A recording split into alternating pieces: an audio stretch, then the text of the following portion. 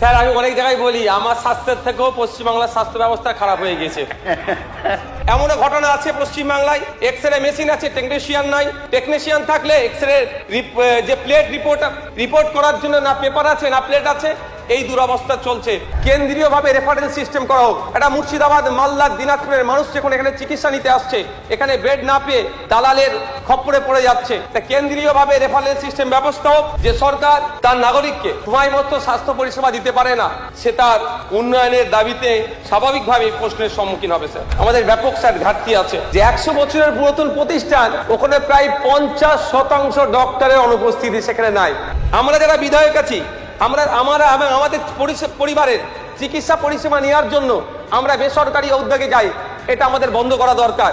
কারণ এই ধরনের রিপোর্ট দেখা গিয়েছে বিগত 17তম বিধানসভায় একটি বিধায়ক তার স্ত্রীর সন্তান হয়েছিল, তার সন্তান প্রসবের খরচ 6 লক্ষ টাকা দেখিয়েছিল, পেপার পত্রিকা এসেছিল। তাই আমি আশা করব যে সরকারি উদ্যোগে আমরা বিধায়ক, আমরা যদি সরকারি পরিষেবা থেকে দূরে থাকি, তাহলে আমাদেরকে যারা পাঠিয়েছে, জনপ্রতিনিধি হিসাবে পাঠিয়েছে, আমাদের ভোটার জনগণ, তাহলে সরকারি পরিষেবামুখী কিভাবে হবে? যে আমাদের বাড়ির মেয়ে, আমাদের বাড়ি কন্যা, স্বাস্থ্যমন্ত্রীকে আমি বলবো আপনি এটা স্পেশাল আরো উদ্যোগ নিন। অভয়াকে যেভাবে তার প্রতিষ্ঠানের মধ্যে ডিউটিরত অবস্থায় তাকে খুন করেছে, যারা যারা যুক্ত একটাও না ছাড় পাই, দ্রুততার সাথে শর্ট টাইমে আমাদের বাড়ির কন্যা অভয়ের বিচারের ব্যবস্থাও প্রতিটি প্রবীণ এবং প্রতিটি দরিদ্র।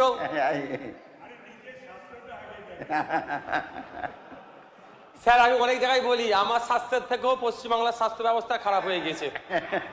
এটাকে স্যার আপনাদেরকে একটু, প্রতিটি শিশু, প্রতিটি প্রবীণ, প্রতিটি মায়ের এবং প্রতিটি পশ্চিমবঙ্গের দরিদ্র পরিবারের জীবন এবং স্বাস্থ্যের সাথে জড়িত।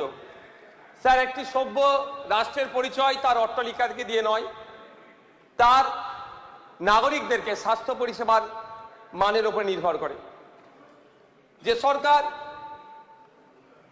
তার নাগরিককে সময় মতো স্বাস্থ্য পরিষেবা দিতে পারে না, সে তার উন্নয়নের দাবিতে স্বাভাবিকভাবে প্রশ্নের সম্মুখীন হবে। স্যার পশ্চিমবঙ্গ সরকার 2026-27 অর্থবর্ষের জন্য 24,753 কোটি টাকা বরাদ্দের কথা উল্লেখ করেছে।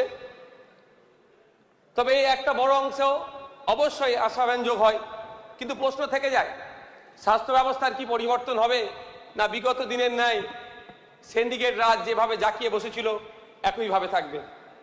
স্যার স্বাস্থ্য ব্যবস্থার বরাদ্দ কত হয়েছে তার থেকে বড় কথা, যখন আমরা দেখব নিয়মিত কোনো গর্ভবতী মা হসপিটালে বেড পাচ্ছে, একজন বৃদ্ধাকে এমআরআই করার জন্য কোনো বেসরকারি প্রতিষ্ঠানে যেতে হচ্ছে না, অথবা দুর্ঘটনায় আহত কোনো ব্যক্তিকে এই হসপিটাল থেকে ওই হসপিটালে যাওয়ার যে পীড়াদায়ক যন্ত্রণার সম্মুখীন হতে হয় সেটা থেকে মুক্তি পাচ্ছে, অথবা কোনো গরিব মানুষ তার চিকিৎসা পরিষেবার পরে ঔষধ কেনার জন্য তার পকেট থেকে হাজার হাজার টাকা খরচ করছে না।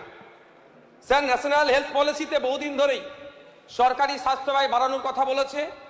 এই 2026-27 অর্থবর্ষে নতুন সরকার প্রায় 3,500 কোটি টাকা মতো বৃদ্ধি করেছে। অবশ্যই এটা আমাদের কাছে একটা আশার আলো দেখাচ্ছে। তবে স্যার শুধু বরাদ্দ বৃদ্ধি করলেই হয় না, কোন খাতে কিভাবে খরচ হচ্ছে সেটাও কিন্তু একটা প্রশ্ন থেকে যাচ্ছে।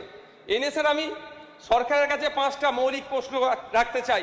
প্রথম প্রশ্ন, এই বাজেটে চিকিৎসক, নার্স, স্বাস্থ্যকর্মী যে শূন্য পদ আছে তার পূরণের জন্য নির্দিষ্ট কর্মপরিকল্পনা কোথায়? কারণ স্যার আমরা যদি দেখি central bureau of health intelligence তথ্য অনুযায়ী 78,000 রেজিস্টার্ড অ্যালোপ্যাথি ডক্টর ওয়েস্ট বেঙ্গলে আছে, কিন্তু সেখানে মাত্র 17,692 জন সরকারি পরিষেবা দিচ্ছে বা সরকারের সাথে যুক্ত আছে। একটা বড় যে ল্যাগ তৈরি হচ্ছে, তথ্য বলছে স্যার নার্স ডক্টর মিলিয়ে ওয়েস্ট বেঙ্গলে প্রায় 65% শর্টেজ আছে, আর স্পেশালিস্ট পোস্টে প্রায় 85% স্যার শর্টেজ আছে। স্যার যদি আমি ডক্টরের রেশিও দেখি, ডক্টর পপুলেশন রেশিও WHO নির্দেশ অনুযায়ী প্রতি 1000 মানুষের একজনের ডক্টর দেখা দরকার। আর আমাদের ওয়েস্ট বেঙ্গলে বিগত 15 বছরের সরকার নীল সাদা রঙের উন্নয়নের বুলিয়াওড়ে সেখানে পৌঁছে দিয়েছে 1665 জন পৌঁছে একটা মাত্র ডাক্তার। আমাদের ব্যাপক স্যার ঘাটতি আছে। নার্সের ক্ষেত্রে যদি দেখি ওয়ার্ল্ড হেলথ অর্গানাইজেশনের নির্দেশ অনুযায়ী 500 জনের ক্ষেত্রে একটা নার্সের হওয়া দরকার ছিল। আমাদের ওয়েস্ট বেঙ্গলে এই মুহূর্তে 1100 জন মানুষ পিছু একজন করে নার্স। কিন্তু এমন অনেক প্রচুর নার্স আছে যারা তাদের নিজস্ব উদ্যোগে রাজ্যের মধ্যে থেকে বা রাজ্যের বাইরে থেকে পড়াশোনা করেছে, কিন্তু তাদেরকে এখনো তাদের সেই সুযোগ দেওয়া হচ্ছে না। এদিকে কিন্তু নার্স পপুলেশন রেশিও বেড়ে যাচ্ছে। স্যার, গত 17 জুলাই একটি Calcutta national medical college and হসপিটালের প্রিন্সিপাল স্যার আমাদের স্বাস্থ্যমন্ত্রী স্যারকে চিঠি করেছেন যে 100 বছরের পুরাতন প্রতিষ্ঠান, ওখানে প্রায় 50% ডক্টরের অনুপস্থিতি সেখানে নাই। এই আমাদের স্যার স্বাস্থ্য ব্যবস্থা, এটার থেকে পরিত্রাণ বাংলার মানুষ পেতে চায়। এর থেকে মানুষ স্বাস্থ্য পরিষেবা যাতে বেটার পায়, তার জন্য আমরা স্বাস্থ্যমন্ত্রী তার কাছে আমি আবেদন করব। দ্বিতীয় প্রশ্ন স্যার, জেলা হাসপাতালগুলিকে প্রকৃত অর্থে সুপার স্পেশালিটি পরিষেবায় উন্নতি করার কি পরিকল্পনা আছে? স্যার, আমি প্রকৃত অর্থে এই জন্যই বললাম, এমন ঘটনা আছে পশ্চিমবাংলায়, এক্সরে মেশিন আছে, টেকনিশিয়ান নাই। টেকনিশিয়ান থাকলে এক্সরে যে প্লেট রিপোর্ট করার জন্য না পেপার আছে না প্লেট আছে, এই দুরবস্থা চলছে। আমাদের সেক্ষেত্রে আমরা আশা করব যে এই সমস্যা থেকে আমরা পরিত্রাণ পাবো। কারণ আমরা বেডের ক্ষেত্রে যদি দেখি, WHO নির্দেশনা অনুযায়ী প্রতি 1000 মানুষের জন্য ওয়েস্ট বেঙ্গলে 3 থেকে 5টা বেডের দরকার। সেখানে আমরা বাস্তবিক অর্থে দেখছি পশ্চিমবাংলায় প্রতি 1000 মানুষের জন্য একটা বা একটার একটু বেশি 1.1 বেড হচ্ছে। এই দুরবস্থার মধ্যে দিয়ে স্যার আমাদের স্বাস্থ্য ব্যবস্থা চলছে। স্যার, আমার তৃতীয় প্রশ্ন, গ্রামীণ স্বাস্থ্য কেন্দ্রগুলিতে বিশেষজ্ঞ চিকিৎসকের নিশ্চিত করার পদক্ষেপ কি নিয়েছে স্বাস্থ্য দপ্তর? কারণ স্যার দেখছি স্পেশালিস্ট যে পোস্ট আছে 85% স্যার সেখানে শর্টেজ। স্যার, আমার চতুর্থ প্রশ্ন, সরকারি হাসপাতালগুলোতে বিনামূল্যে ঔষধ, রোগ নির্ণয় পরিষেবা সম্প্রসারণের লক্ষ্যমাত্রা কি? স্যার, পঞ্চম প্রশ্ন, বরাদ্দকৃত অর্থ কোথায় কিভাবে খরচ হচ্ছে তার একটা হোয়াইট পেপার জনসম্মুখে আনা হোক। স্যার, পরিশেষে যেহেতু আমার সময় স্বল্প, স্যার আমি দুটো স্যার ডিমান্ড রাখবো। প্রথম ডিমান্ড হচ্ছে স্যার, কেন্দ্রীয়ভাবে রেফারেল সিস্টেম করা হোক। এটা মুর্শিদাবাদ, মালদা, দিনাজপুরের মানুষ যখন এখানে চিকিৎসা নিতে আসছে, এখানে বেড না পেয়ে দালালের খপ্পরে পড়ে যাচ্ছে। তা কেন্দ্রীয়ভাবে রেফারেল সিস্টেম ব্যবস্থা হোক, এবং সাথে সাথে আমরা যারা বিধায়ক আছি, আমাদের পরিবারের চিকিৎসা পরিষেবা নেওয়ার জন্য আমরা বেসরকারি উদ্যোগে যাই, এটা আমাদের বন্ধ করা দরকার।